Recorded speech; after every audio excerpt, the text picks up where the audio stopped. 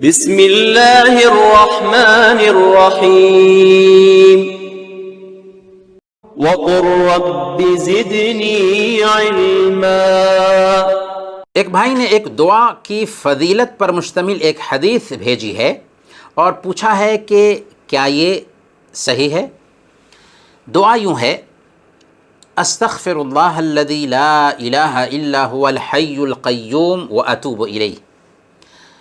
اور اس حوالے سے حدیث پیش کی گئی ہے کہ جو شخص سوتے وقت یہ استغفار 3 مرتبہ پڑھ لے تو اللہ تعالیٰ اس کے تمام گناہ معاف کر دیں گے، چاہے وہ سمندر کی جھاگ کے برابر یا ریت کے بڑے ٹیلے کے ذرات کے برابر یا دنیا کے دنوں کے برابر ہوں۔ اس حدیث کو امام ترمذی رحمۃ اللہ علیہ نے ابو سعید خدری رضی اللہ تعالیٰ عنہ سے روایت کیا ہے، اور اس حدیث کی سند ضعیف ہے، کمزور ہے۔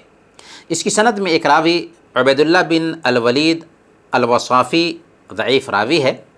علامہ شعیب الارناؤت نے مسند احمد کی تخریج میں اس راوی کے بارے میں اور اس حدیث کے بارے میں کہا: اسنادہ ضعیف جدا، اس حدیث کی سند نہایت ہی سخت ضعیف ہے۔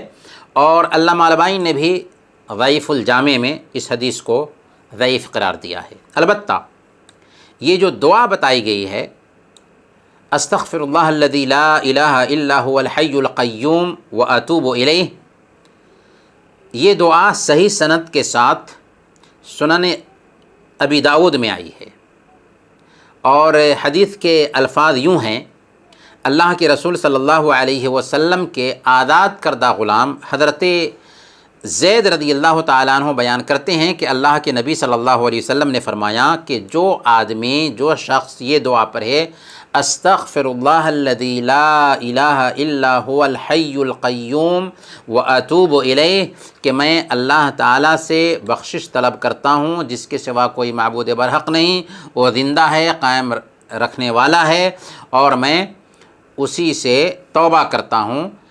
جو آدمی یہ دعا پڑھ لے تو اس کی مغفرت کر دی جاتی ہے، اگرچہ وہ میدان جہاد سے فرار ہی کیوں نہ اختیار کیا ہو۔ یہ حدیث بالکل صحیح ہے، اور علامہ البانی نے اس حدیث کو صحیح الترغیب میں صحیح لغیر ہی کہا ہے۔ خلاصہ یہ سمجھیں کہ دعا کے الفاظ ثابت ہیں، البتہ سوتے وقت 3 مرتبہ پڑھنے کی تحدید ثابت نہیں، کسی بھی وقت یہ دعا پڑھی جا سکتی ہے۔ اور فضیلت میں صرف اتنا ثابت ہے کہ اس دعا کے پڑھنے کی وجہ سے اس کی مغفرت کر دی جاتی ہے پڑھنے والے کی، اگرچہ وہ میدان جہاد سے فرار ہی کیوں نہ اختیار کیا ہو۔ اس لیے ہمیں چاہیے کہ اس دعا کا کثرت سے اہتمام کریں۔